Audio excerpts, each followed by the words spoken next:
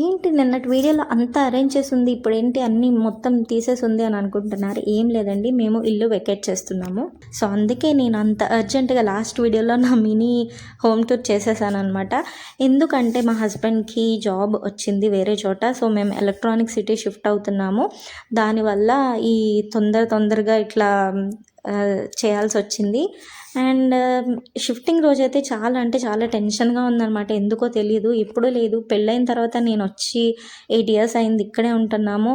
So సడన్గా ఇక్కడ నుంచి వేరే చోటుకి వెళ్ళాలంటే, ఫస్ట్ ఆఫ్ ఆల్ ఈ ఇంటిని వదిలేళ్ళాలంటే నాకు చాలా బాధగా ఉంది.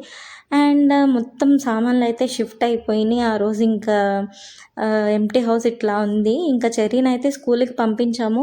ఎలా అయినా ఇంకొక 4 డేస్ ఇక్కడే ఉండాలి కాబట్టి సో చెర్రీని అయితే ఫస్ట్ స్కూల్కి పంపించేసి ఇంకా ఇంట్లో ఆ ఎంప్టీ హౌస్ అనేది ఫస్ట్ టైం ఎక్స్పీరియన్స్ చేస్తున్నాను.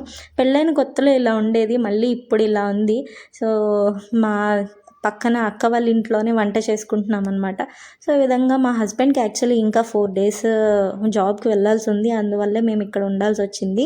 ఈ ఇంటితో మాకు చాలా మెమరీస్ ఉన్నాయి. అవన్నీ వదిలి వెళ్ళడానికైతే మాకు చాలా బాధగా ఉంది. Stay tuned for next video.